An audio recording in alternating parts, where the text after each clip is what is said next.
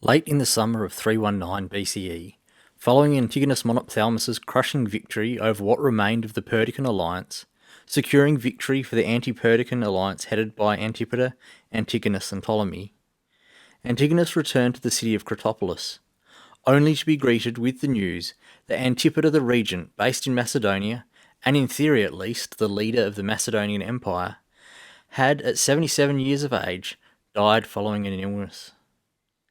Just at the moment when a sense of stability may have been gained, everything was again up for questioning.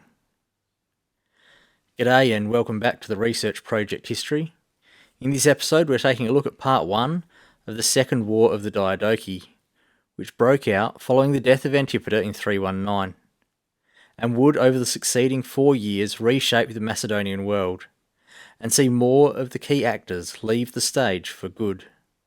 But before we jump into it, please like and subscribe, and leave any questions or comments you have down below, as this really helps the channel out. Thanks.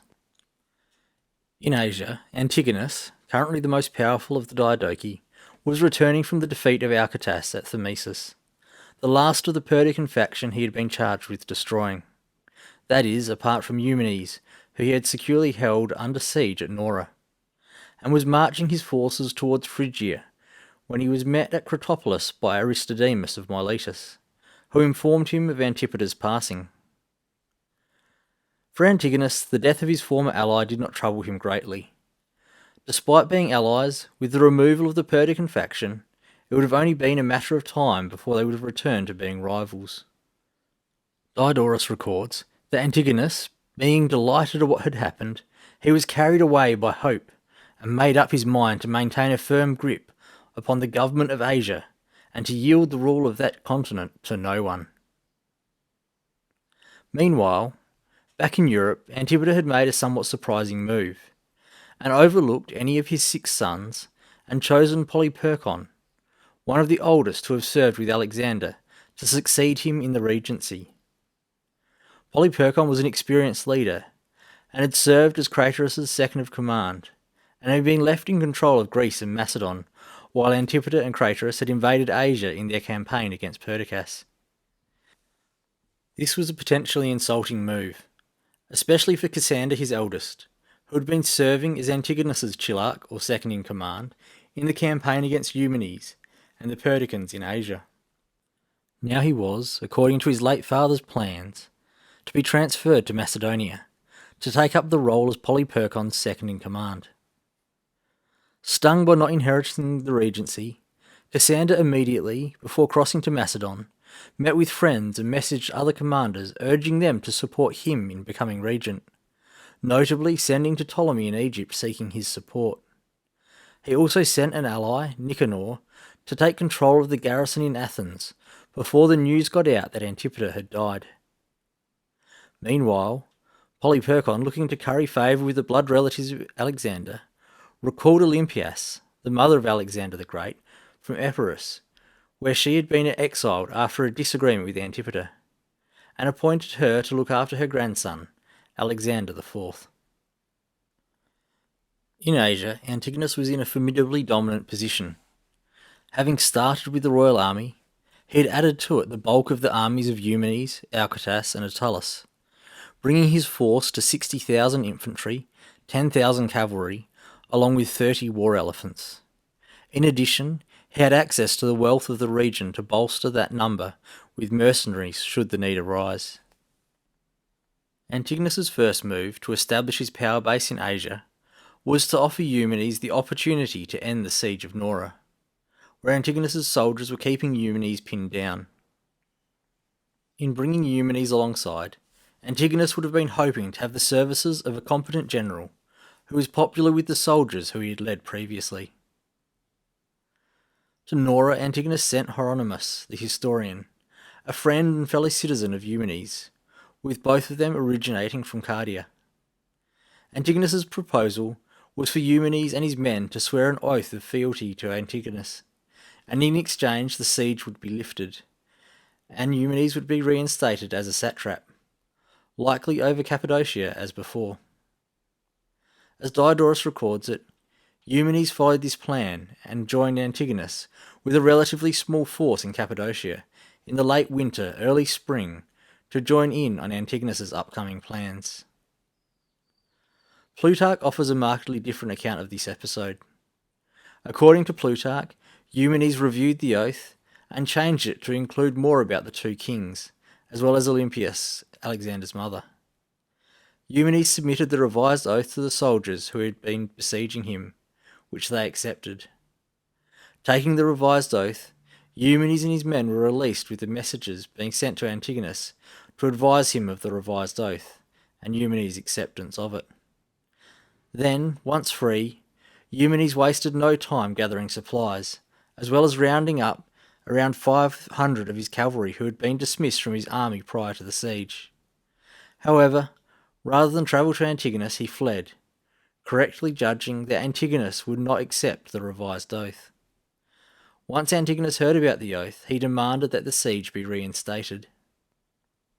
Of the two accounts, Diodorus' account is more likely, as there was no good reason for Eumenes to risk openly defying Antigonus at this stage, while it makes more sense for when he does move against him later in the summer. Following this, Antigonus called together a council of his friends, and laid out for them his plans for imperial power, and offered them improved satrapies and military commands if they were to lend their support to his cause. Another who looked to better their position following the death of Antipater was Herodias, the satrap of Hellespontine Phrygia. Hearing of Antigonus's plans to bring all of Asia under his command, Herodias decided that for his safety and the security of his satrapy, he would be better off with a larger and more defensible city. To this end, he set out with a force of more than 10,000 mercenaries, 1,000 Macedonians, 500 Persian bowmen and slingers, and 800 cavalry. His target was the city of Kerzakeni, arguably one of the most strategically important cities of the region. The attack came as a surprise to the city, and many were trapped outside, while the people inside were completely unprepared for a siege. Despite the surprise of the attack, Kerzakeni did not want to submit to having a garrison of Herodias installed in their city. To buy themselves time, they sent envoys to Herodias to negotiate the raising of the siege, and then said that they needed to consult with the people before they could submit. Agreeing to this, Herodias gave them a truce. Using the limited time they had, the people of the city were determined not to fall to him, and organised everyone, including slaves and defensive weapons, to guard the walls, while also sending to Byzantium for reinforcements and supplies. With control of the seas and reinforcements and resupply from Byzantium, the Kerzakeni inflicted significant losses on Herodias, who was forced to raise the siege and retreat unsuccessfully to his satrapy in Hellespontine Phrygia. To make matters worse for him, his actions aroused the interest of Antigonus, who, not only wanting his actions to be left unopposed, and no doubt keen to emphasise his power as strategist of Asia, sent a body of troops to fight Herodias, while he himself headed to Lydia with another force to expel its satrap, Clytus the White, named such to differentiate him from Clytus the Black, a former general of Alexander's who was killed by the king in 334. Clytus then, seeing this coming, fortified the key cities before sailing to Macedonia to inform the kings and Polyperchon about Antigonus's bold actions, claiming, quite rightly, that Antigonus had rebelled against the kings and Polyperchon, and thus being on Polyperchon's side, it would be right for the regent to provide Herodias with the means of confronting Antigonus. However, Antigonus moved too quickly, capturing Ephesus with the help of some allies from inside the city. Not long after, Aeschylus of Rhodes arrived in Ephesus with 600 talents of silver, meant to be going to the kings in Macedonia. Antigonus seized it, claiming he needed it to pay his soldiers. This move made it clear he was acting on his own, and no longer acting in the best interests of the kings. After this, he took the island of Syene by force before continuing to capture other cities, some by force and others through persuasion. Meanwhile, Cassander, although he'd been overlooked by his father Antipater for control of Macedon and the power and prestige of the regency, was determined to take it for himself. Dissatisfied with being Polyperchon's second in command, and feeling it was insulting for his father's office to be held by others. However, Polyperchon was popular with the Macedonians, and because of this, Cassander had to look elsewhere for help, and arrange with his most trusted friends to secretly cross the Hellespont without raising suspicion, and to seek for help from Antigonus, while he spent several days leisurely in the countryside, organising a hunt to give the impression that he wasn't interested in gaining the office. However, in reality he was preparing to get out from under the control of Polyperchon, and once he had everything prepared, he escaped from Macedonia unnoticed, and crossed the Hellespont into Asia. Once there, he sought help from Antigonus, claiming that Ptolemy had also promised to support him. Antigonus welcomed him eagerly, and promised to help by providing infantry and a fleet. Antigonus pretended to help because of his friendship with Antipater. However, his motive seems to be the desire to create as many distractions and problems for Polyperchon as possible, allowing Antigonus to advance into Asia and secure more power for himself. Back in Macedonia, Polyperchon, as regent and guardian of the kings, realised the seriousness of the upcoming war with Cassander. After Cassander had slipped away, Polyperchon decided to consult his friends before making any decisions. He gathered all the commanders loyal to him, as well as the most important Macedonian dignitaries. It was evident to them that Cassander, with support from Antigonus, would have the potential to control the Greek cities against them. Some cities were guarded by his father's garrisons, while others were ruled by oligarchs loyal to Antipater's friends and mercenaries.